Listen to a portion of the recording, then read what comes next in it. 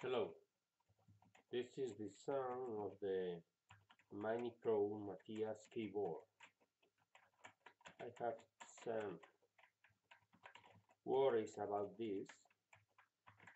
The sound is pretty wonderful, albeit you can see as the keyboard printing are fading, and this is just 13 months year, 13 months old keyboard.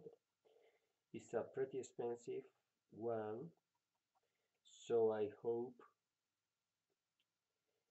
the print made with laser as the brand uh, text in its page could last a little bit more, but you can see there is a huge difference between the keys we rarely use and the keys are often used, at least in my language.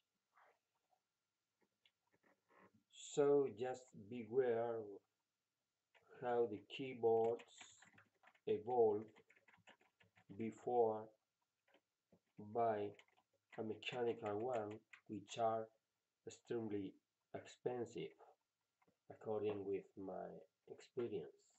Well, that's all. Thanks for watching. Bye.